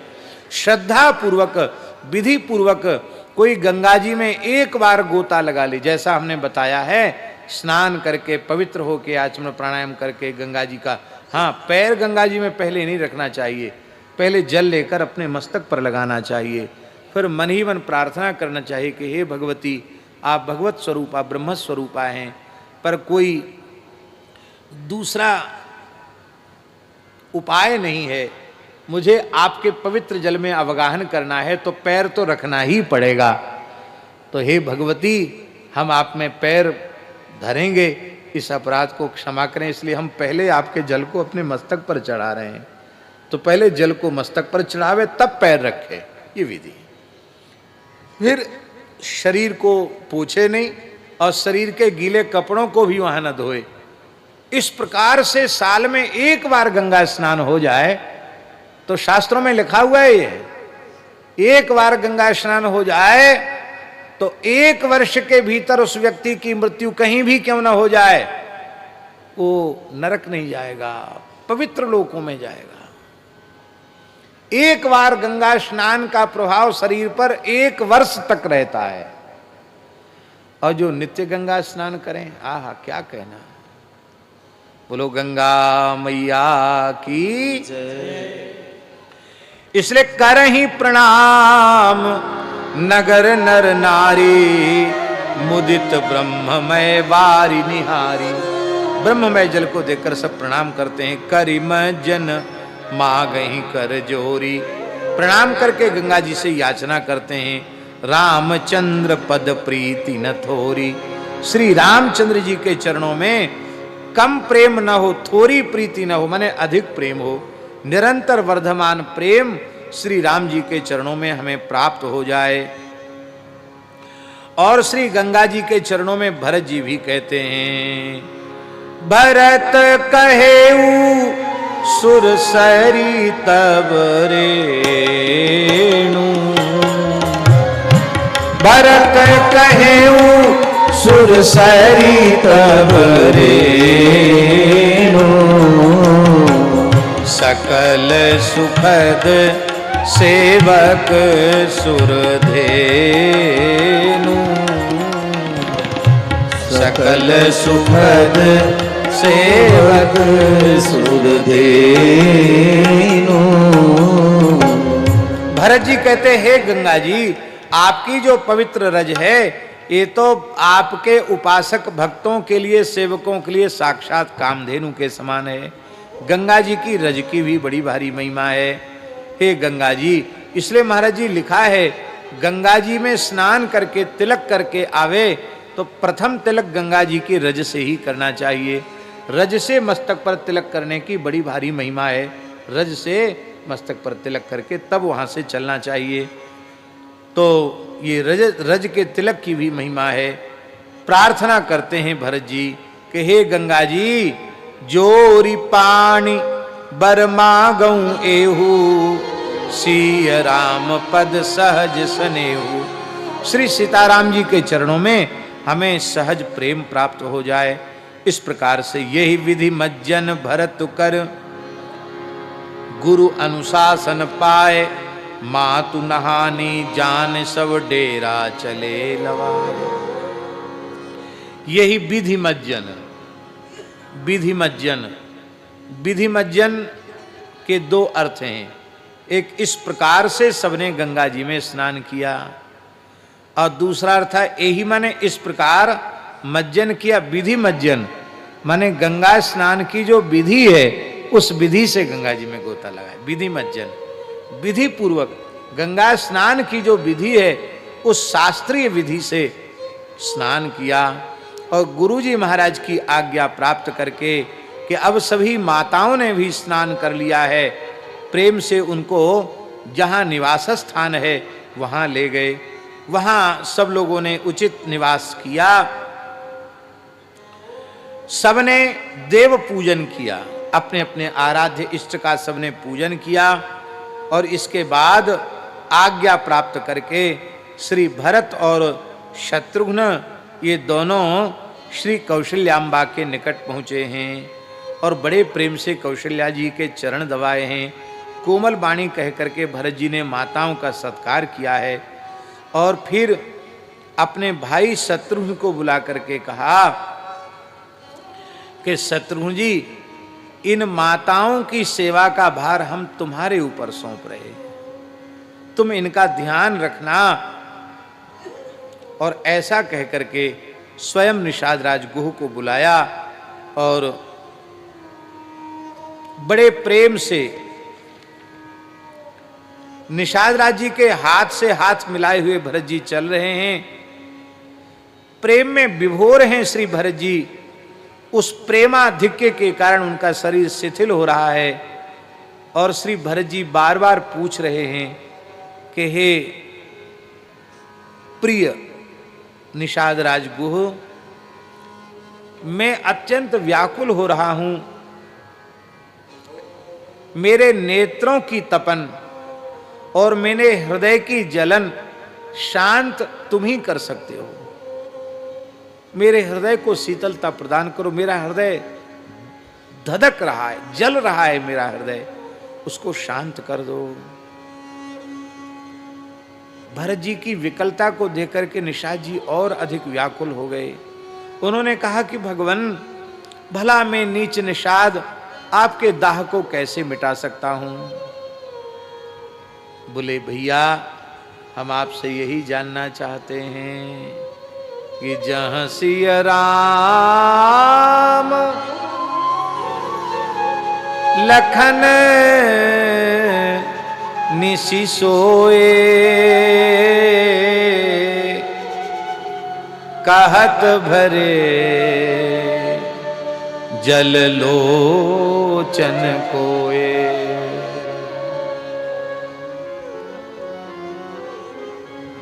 श्री राम लक्ष्मण और श्री जानकी जी ने रात्रि को कहां शयन किया, बस इतना कह, आगे कुछ बोल नहीं पाए और उनके बड़े बड़े नेत्रों में प्रेम का जल भर आया। भरत जी के वचन को सुनकर के निषाद को बड़ा विषाद हुआ और तुरंत तहां ले गयो निषाद। निषाद राज तत्काल श्री भरत जी को वहां ले गए। शिंशपा वृक्ष के नीचे जहां भगवान श्री राम ने विश्राम किया है, उसके नीचे ले गए। हे भरत जी, इस वृक्ष के नीचे ही प्रभु ने रात्रि शयन किया। यह सुनते ही भरत जी जैसे खड़े थे, खड़े के खड़े धड़ाम से गिर गए। अति स्नेह सादर भरत कीन्हु दंड प्रणाम। ये दंड प्रणाम करते हैं कि जैसे डंडा खड़े के खड़े गिर जाता है, ऐसे ही वो गिर गए, साष्टांग पड़ गए और उस कुश साथरी को देखने लगे जिस कुश की साथरी पर प्रभु ने शयन किया था।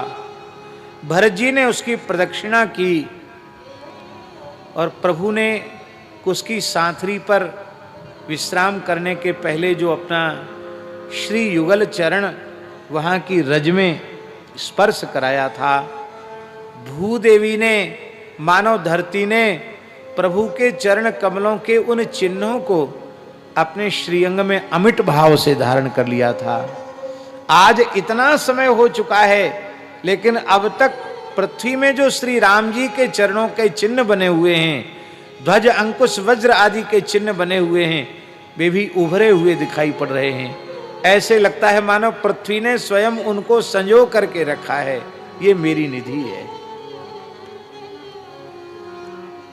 उपासना का भाव, उपासना का साम्राज्य कितना गंभीर है और उपासना का भाव कितना सूक्ष्म है, ये बहुत विचारणीय बात है।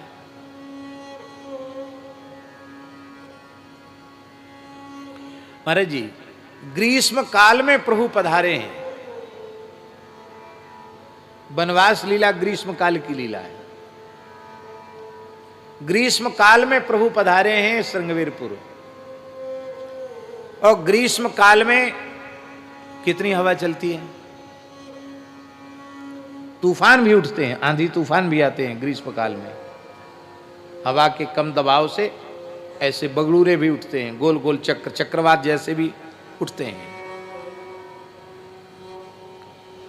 और कोई बंद चहर दीवारी के भीतर राम जी का आसन नहीं है, वो भी कोई तखत नहीं बिछा हुआ है, कोई कंबल चादर नहीं बिछा हुआ है, उसकी सांथरी है, उसके ऊपर एक एक तिनका, एक एक पल्लव को बिछा करके उसको ठीक ठाक किया गया है। और इतने दिन हो गए, उस सांथरी का एक तृण भी उससे बाहर नहीं गया। इतने समय में चरण चिन्ह मिट जाने चाहिए थे, लेकिन चरण चिन्ह में भी बाहरी धूल का एक कण नहीं पड़ा। ज्यों के त्यों चरण के चिन्ह हैं, छाप हैं, और ज्यों की त्यों उसकी सांथरी है। आशय क्या है? आशय यही है कि श्री राम जी के विश्राम के बाद निषाद राज ने कहा है कि हम लोगों के यहाँ कोई उपासना का स्थल नहीं था, पर प्रभु ने हमको उपासना का स्थान प्रदान किया है। हम लोग मंदिरों में शास्त्रीय विधि से अर्चन के अधिकारी तो हैं नहीं, पर प्रभु कितने उदार हैं। वृक्ष के नीचे उन्होंने ध्यान और उपासना का स्थल हमारे लिए प्रदान किया है, तो इसको संजो करके रखना, इसकी सार संहार ठीक बना करके रखना, ये हम सबका कर्तव्य है। तो आप विचार कीजिए कितनी सावधानी से उसकी उपासना की गई होगी कि इतने दिन व्यतीत हो गए हैं, बहुत लंबा समय व्यतीत हो गया है, और इसके 20 दिन व्यतीत हो गए हैं, और इसके बाद भी उस सांथरी का एक तिनका भी इधर से उधर नहीं हुआ। एक तृण भी थोड़ी हवा से उड़ता तो उसको वहीं ज्यों का त्यों, जहां से उड़ा वहीं स्थापित कर दिया जाता है। कोई न कोई बैठकर वहां श्री सीताराम श्री सीताराम श्री सीताराम जपता रहता है। लोग परिक्रमा करते रहते हैं, ध्यान करते रहते हैं, प्रणाम करते रहते हैं। आज निषाद राज की यह प्रीति, उपासना के भाव को कैसा संजोया है निषाद राज ने, इसको देखकर के श्री भरत जी बहुत आह्लादित हुए, परिक्रमा की और चरण रज को अपनी चरण रज की रेख को अपनी आंखों में लगाया। उनके नेत्रों से प्रेम जल बह रहा था और उस समय आहा कनक बिंदु दुई चारिक देखे राखे शीस सीय समले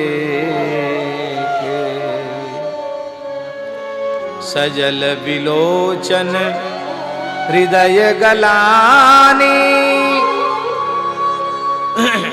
कहत सखासन बचन सुबानी कहत सखा सन बचन सुबानी।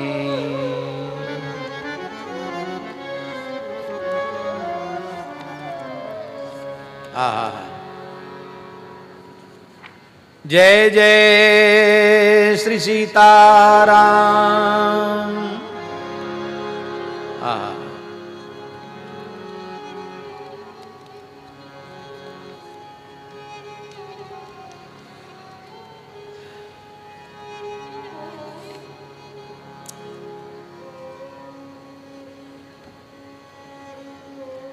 वाल्मीकि रामायण में लिखा है कि श्री भरत जी गंभीर मूर्छा में चले गए। निषाद राज जी बहुत व्याकुल हो गए कि अरे ये क्या हुआ, निष्प्राण जैसा देह हो गया भरत जी का। बहुत हिलाया डुलाया भरत जी को होश आया और वे एक ही बात कह कर करके रो रहे थे, कथम शेते मही तले, प्रभु ने इस भूमि पर कैसे सहन किया होगा। हाय हाय, अति सुकुमारी मैथिली जो सर्वप्रथम जनकपुर से अयोध्या आई थी, तो चक्रवर्ती महाराज के महल में असंख्यों कमल पुष्पों का पराग बिछवाया गया था कि नववधू श्री सिया सुकुमारी को उनके सुकुमाल चरण कमल में पीड़ा न पहुंच जाए। और अभी श्री किशोरी जी 2 पग ही चली थी, तब तक उनके नेत्र मुरझा गए, उनके अधर सूख गए।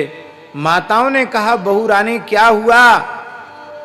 तब उन्होंने कहा, मां यह कमल का पराग मेरे चरणों में चुभ रहा है। और ये इतनी दासियां टकटकी लगाकर देख रही हैं, इस भीड़ से, इनकी गर्मी से हमारे नेत्र मुरझा रहे हैं।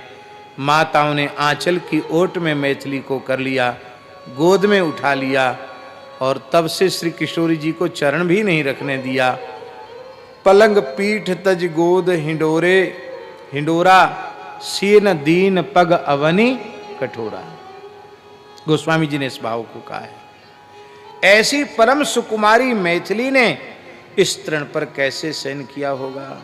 देखो, इस पर करवट बदलने का भी चिन्ह लगा बना हुआ है, तृण अधिक दबा हुआ दिखाई पड़ता है। ये उत्तरीय यहां फंस गया था और किशोरी जी का और उस दुपट्टा में कुछ जो कनक बिंदु थे वो उसमें चिपक गए हैं, वो भी दिखाई पड़ रहे हैं। धन्य है निषाद राज, आपकी प्रीति को धन्य है। आपने आराध्य मंदिर को कैसा संजो करके संभाल करके रखा है, आपको धन्य है। आज हम अपने अवशेषों को, चिन्हों को संभाल करके सहेज करके नहीं रख पा रहे हैं। परम पूज्य श्री आचार्य कृपा शंकर जी का एक बड़ा सुंदर भाव है। उन्होंने कहा कि पंजाब में एक बटाला जगह है, हमारे शास्त्री जी तो वहाँ जाते रहते बटाला में। बटाला के निकट एक स्थान है कंद साहब। कंद साहब है ना, सिख परंपरा का एक पवित्र तीर्थ है। कंद का अर्थ होता है दीवाल। वहाँ एक मिट्टी की दीवाल थी, उस पर खड़े होकर श्री गुरु नानक देव जी ने उपदेश दिया था। आज कितना समय हो गया श्री गुरु नानक देव जी को, और आज भी सिख परंपरा के लोगों ने उस मिट्टी की दीवाल को आज भी ज्यों का त्यों सुरक्षित रखा है। यह उनकी विलक्षण निष्ठा है, और हमको लगता है इस निष्ठा की प्रेरणा भी हमारे सिख भाइयों ने निषाद राज जी से ही ली होगी कि अपने आराध्य के स्मृति चिन्हों को, अवशेषों को इसी प्रकार से संभाल करके रखना चाहिए।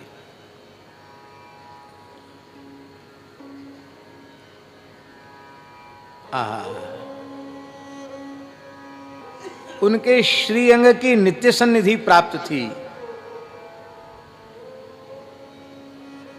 वे वहां कैसे छूट गए, ध्यान में ही बात। उनको अलग नहीं होना चाहिए था, उनको तो चिपक के रहना चाहिए था। वो ऐसे यहां छूट क्यों गए, वे कनक बिंदु क्यों छूट गए?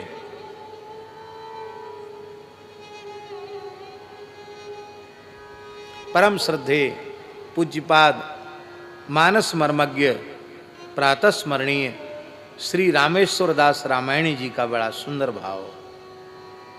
कहते वस्तुतः वे कनक बिंदु छोड़े नहीं गए, छूटे नहीं, गिरे नहीं। श्री जानकी जी ने जानबूझकर आज्ञा देकर उनको वहां स्थापित किया, क्योंकि श्री जानकी जी जानती हैं कि प्रेम मूर्ति श्री भरतलाल जी यहां आवेंगे, और इस साथरी को देखकर वे सहन नहीं कर पाएंगे, वे व्याकुल होकर मूर्छित हो जाएंगे। तो उनके प्राणों का प्राण उनके शरीर में टिके रहें, इसका कुछ अवलंब तो चाहिए। तो उस समय भरत जी का अवलंब क्या होगा? तो मानो अपने श्री अंग में विद्यमान उन कनक बिंदुओं को कहा कि तुम इसी साथरी पर रहो, श्री भरत जी का आश्रय तुम्हें प्राप्त होगा, तुम्हें भरत जी के मस्तक पर तुम्हें आश्रय मिलेगा। थोड़ी देर का वियोग तो तुम्हें सहन करना पड़ेगा, किंतु भरत जी के मस्तक को प्राप्त करके तुम भी धन्याति धन्य हो जाओगे, क्योंकि मेरी सन्निधि से बढ़कर प्रेम मूर्ति भरत जी की सन्निधि है। इसलिए मानो भरत जी का आश्रय बनने के लिए श्री जानकी जी ने अपने कृपा प्रसाद के रूप में उन कनक बिंदुओं को छोड़ दिया था।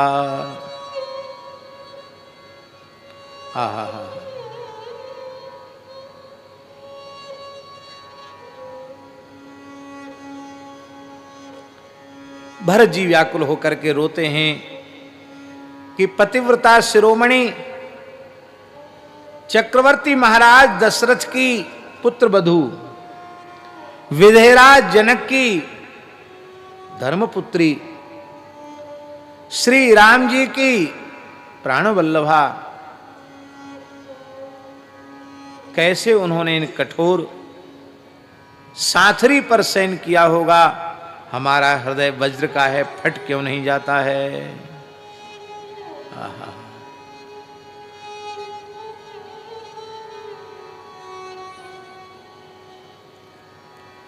अर्थात हमारा हृदय वज्र से भी अधिक कठोर है।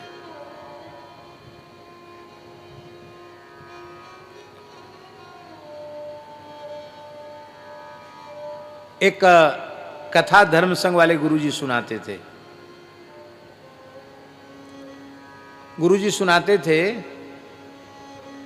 कि एक चरवाहे को, जो भेड़ बकरी चराता था, उसको सौभाग्य से एक बड़ा हीरा मिल गया। आज भी पन्ना में, जंगलों में किसी किसी भाग्यशाली को हीरा मिल जाता, पन्ना में हीरा होता है, हीरा मिल गया। वो बेचारा नहीं जानता था कि चमकता हुआ पत्थर हीरा है। उसने कोई चमकीला पत्थर ही समझा, तो अपनी झुंड का जो बकरा था उसके गले में उसको बांध दिया, अच्छा लगेगा। एक बार वर्षा का समय आया, बहुत तेज पानी बरसा, भेड़ बकरी लेके वो जा नहीं पाया, गरीब आदमी था। उसकी माँ ने कहा कि बेटा घर में नमक नहीं है, आटा तो है और कोई साग सब्जी दाल वगैरह तो कुछ है नहीं, कम से कम नमक होता तो नमक रोटी तो खा लेते कम से कम। तो नमक तो पैसों से आएगा, पैसा भी नहीं है, तेरे पास कोई प्रबंध हो तो नमक लेके आ। तो गडरिया ने सोचा कोई बात नहीं, हमारे बकरे के गले में जो चमकीला पत्थर है ना, उसी को हम बेच आते हैं, थोड़ा सा नमक ले आएंगे और मैया को दे देंगे। अब नमक डाल के रोटी बना लेगी तो उसी के स्वाद से रोटी खा ली जाएगी। वो गया, बोला हमको नमक चाहिए। दुकानदार ने कहा पैसा? बोले पैसा नहीं है, ये पत्थर है, तुम्हारे किसी काम का हो तो ले लो, इसके बदले नमक दे दो।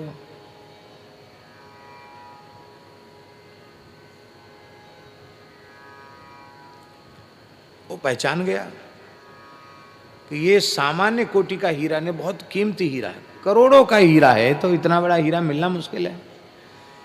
तो उसने क्या किया कि 10 सेर नमक दे दिया। क्या किया? बोले 10 सेर नमक रखा, ले जाओ। वो भेड़ बकरी चराने वाला बड़ा खुश हुआ कि बड़ा मूर्ख बनिया है, बताओ हमने इतना सा पत्थर दिया, 10 किलो नमक दे रहा है, वाह। उल तो लेकर के चला गया नमक। अब उस बनिए ने एक जौहरी को बुलाया और जौहरी से कहा कि हमको कौड़ियों में हीरे का सौदा मिला है, कौड़ियों में, कौड़ियों की कीमत में हीरा मिल गया हमको। जौहरी ने कहा दिखाओ कैसा हीरा है। तो उसने भीतर तिजोरी में रखा हुआ था, तिजोरी से हीरा लेकर के आया और जौहरी को दिखाया, पारखी को दिखाया। तो महाराज जी हथेली पे रख करके हीरा दिखा रहा था, तो उसी समय हीरा चूर चूर हो गया, एकदम चूर चूर चूरा हो गया। तो जौहरी को बड़ा आश्चर्य हुआ कि हीरा तो बहुत मूल्यवान था और हीरा बहुत कठोर होता है, इतना कठोर हीरा हथेली पर रखे रखे चूर कैसे हो गया, एकदम चूर्ण हो गया, ये कैसे हो गया? तो कहते उस जौहरी ने और उस वैश्य ने, दोनों ने उस हीरे से पूछा कि आखिर क्या बात हुई कि तुम चूर चूर हो गए?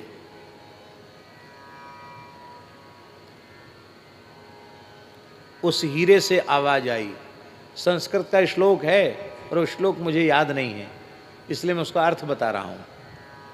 उस श्लोक का आशय यह है, वो हीरा उस वैश्य और जौहरी से कह रहा था कि मैं आरक्षित रूप से जंगल में उपेक्षित पड़ा था, मुझे कष्ट नहीं था क्योंकि मुझे कोई पहचानता नहीं था।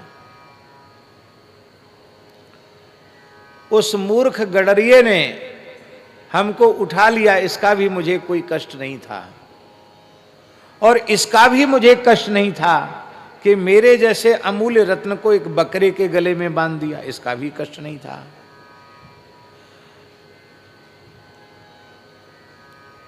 पर इस कष्ट को मैं नहीं सह पाया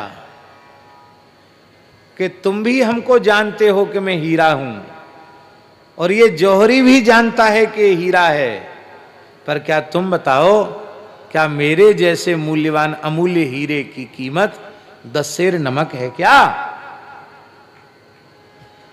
तो ज्ञानवान व्यक्ति के द्वारा किया गया तिरस्कार सहन नहीं होता है।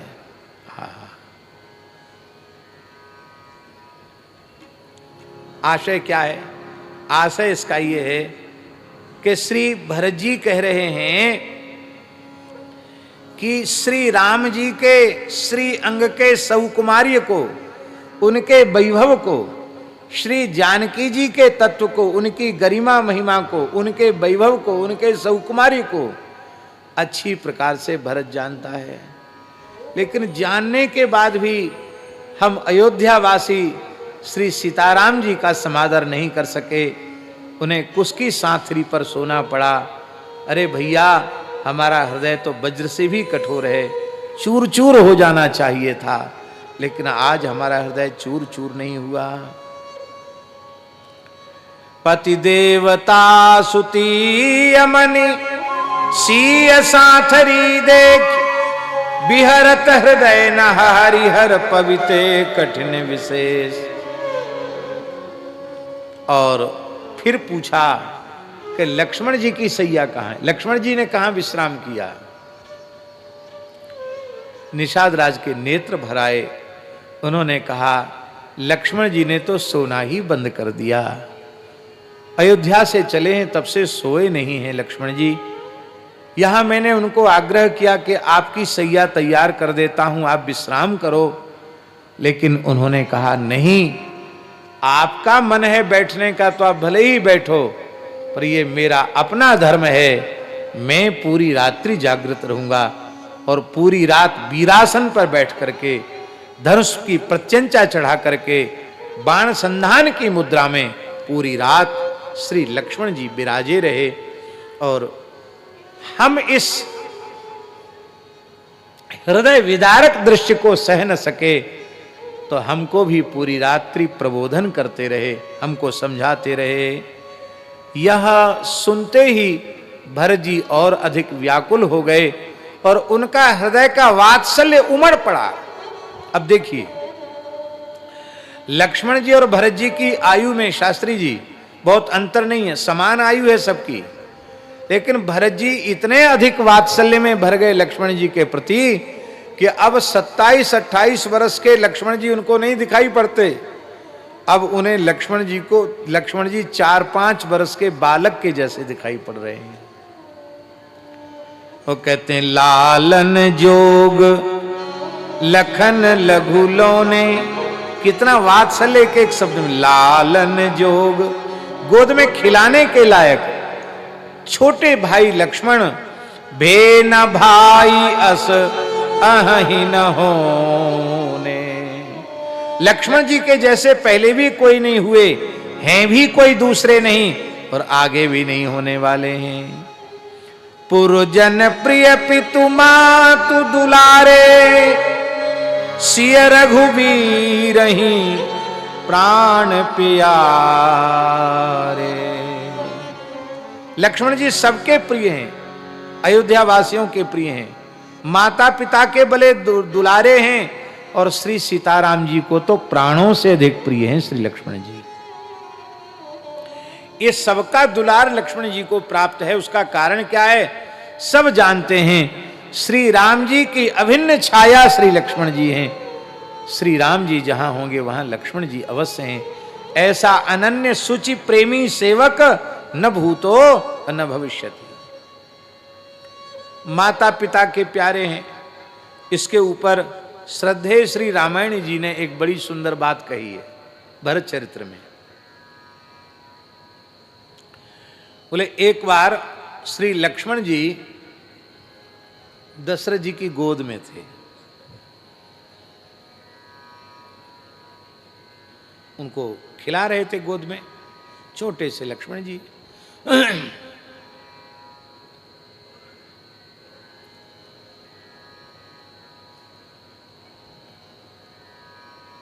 श्री लक्ष्मण जी पिताजी की अंक में हैं, लेकिन थोड़े व्यग्र हो रहे हैं। व्यग्र क्यों हैं? क्योंकि श्री राम जी वहां नहीं है, इसलिए लक्ष्मण जी व्यग्र हैं। तो कभी पिताजी के कंधे पर चढ़ के उधर झांकने लग जाते, कभी उधर लटक जाते हैं। दशरथ जी समझ नहीं पाए कि राम जी के बिना ये विकल हो रहे हैं। तो उन्होंने सोचा कि ठीक है, इनको महल में ले जाएं। तब तक सुमंत्र जी आ गए। सुमंत्र जी ने महाराज के जीवन की जय जयकार हो कहकर प्रणाम किया तो उन्होंने बड़े स्नेहपूर्वक सुमंत्र जी की गोद में लक्ष्मण जी को दे दिया, ले जाओ। गोद में दिया मतलब महल में ले जाओ इनको। अब लक्ष्मण जी सुमंत्र जी की गोद में गए तो उनको लगा कि अब तो राम जी से और लंबा वियोग हो गया, पिताजी के पास तो संभावना भी थी, यहाँ तो और कठिन है। तो लक्ष्मण जी तो ठहरे लक्ष्मण जी, कभी सुमंत्र जी की नाक पकड़ के खींचें, कभी कान खींच लें, कभी कोई आभूषण पकड़ के खींचें, कभी दाढ़ी पकड़ के खींचने लगे, कभी केस नोचने लग जाएं। अरे नाको दम हो गए सुमंत्र जी के। सुमंत्र जी ने कहा भाई आश्चर्य है, और खींचते हैं तो जोर से पकड़ के केस खींचते हैं। बच्चे भी कई बार खींचते हैं तो खूब जोर से खींचते हैं बच्चे। तब उन्होंने सोचा कि बालक खींच रहा है, अब क्यों खींच रहा है ये पता नहीं, तो बोले इसको थोड़ा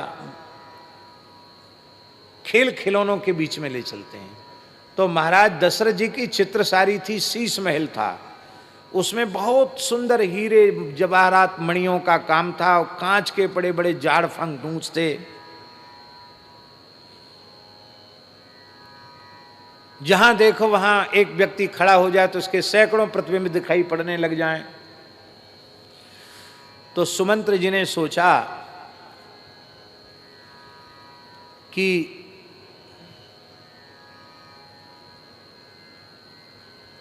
यहां सुंदर सुंदर झाड़ फंगूस हैं, सुंदर सुंदर चित्र हैं, सुंदर सुंदर कलाकृतियां हैं, तो इनको देखकर बालक लक्ष्मण का मन बहल जाएगा। इनका मन राम जी के अलावा कहां बहलने वाला है। तो लक्ष्मण जी को खड़ा कर दिया और स्वयं बाहर हो गए कि अब तो लक्ष्मण जी थोड़ी देर खेलेंगे, कभी वो पकड़ेंगे कभी वो पकड़ेंगे। लक्ष्मण जी को पता नहीं कहां से एक छड़ी हाथ में आ गई और उन्होंने एक एक करके सबको प्रहार करना शुरू किया। तो सब बड़े पुराने महाराजा अज, महाराजा रघु, महाराजा दिलीप के समय के जो झाड़ फंगूस थे, बहुत वेश कीमती, सबको तड़ातड़ तोड़ना शुरू किया। तो सब तोड़ डाला, वहां धुआंधार मचा दिया लक्ष्मण जी ने। बाहर खड़े सुमंत्र जी को आवाज आई कि खड़ाखड़ भड़ाभड़ क्या हो रहा है, सब गिरने पड़ने की आवाज आ रही, क्या हो गया, बालक कहीं कुछ अनिष्ट न हो गया हो। वहां लक्ष्मण जी तो रोष में पड़ के मार रहे थे। लक्ष्मण जी के प्रहार करने का कारण क्या था? क्यों लक्ष्मण जी को राम जी नहीं दिख रहे थे, अपना ही स्वरूप दिख रहा था। स्वरूप मार रहे थे, रे मैं अपने को थोड़ी, राम जी को देखना चाहता हूं। अब तो सुमंत्र जी का मुंह सूख गया, कांपने लगे, बोले बहुत बड़ा नुकसान कर दिया। दशरथ जी ने हमको दिया था, हमको सीधे महल ले जाना चाहिए था, हमने ही गलती की। अब क्या करें, लक्ष्मण जी उपद्रव इतना कर रहे थे,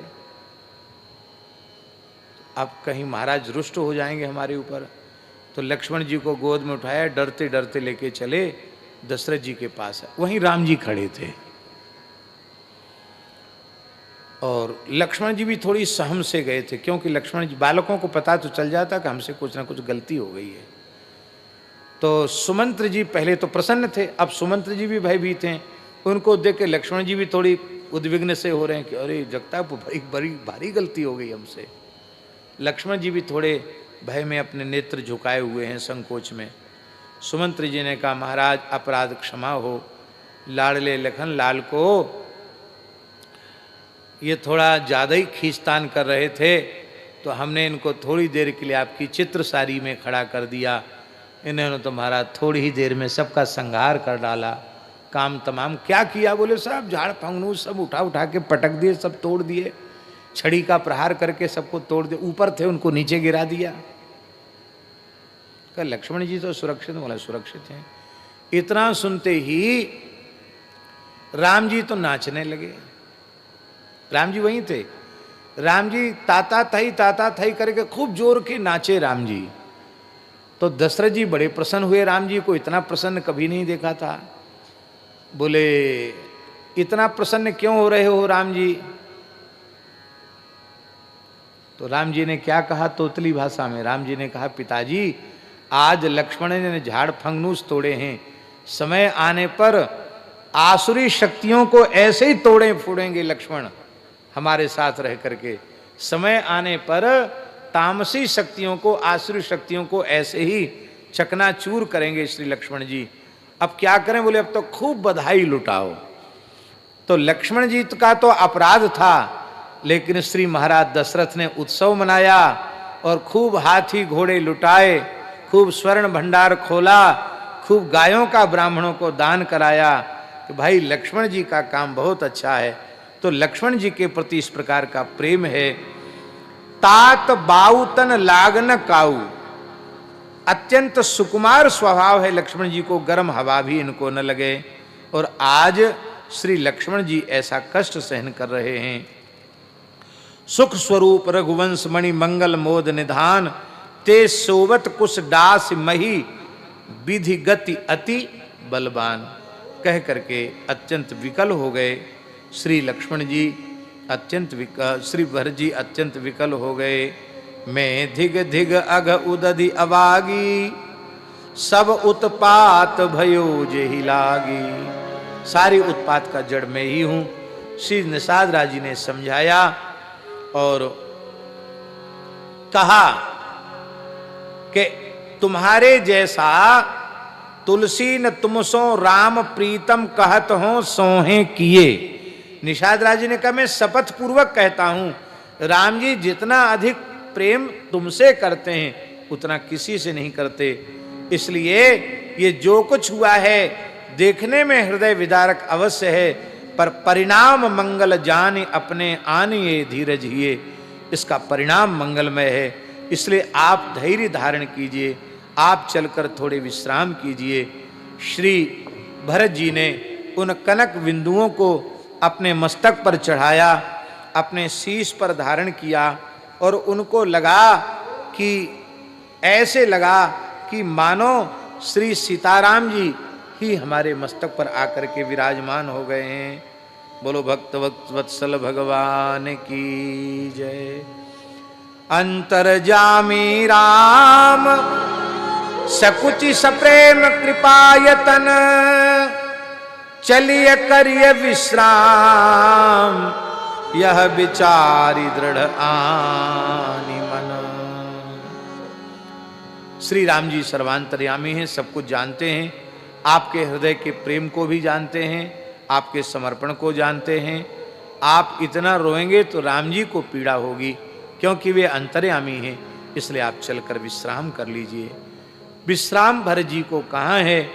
इनका तो एक ही सूत्र है, देखे बिन रघुवीर पद जिय की जरनी ना जाए। लेकिन फिर भी नाटक किया विश्राम के जैसा। वस्तुतः इनको विश्राम कहाँ, कथा बहुत ठिकाने पर पहुंच गई है। निषाद राज जी आग्रह कर रहे हैं कि आप भी विश्राम कीजिए, तो कथा का भी यहीं विश्राम करते हैं और आगे चित्रकूट की ओर प्रस्थान करेंगे। कैसे प्रयाग में जाकर के महर्षि भरद्वाज का आतिथ्य होगा, ये सब चर्चाएं भगवत कृपा से हम कल की कथा में करेंगे। श्री सीतारामचंद्र भगवान की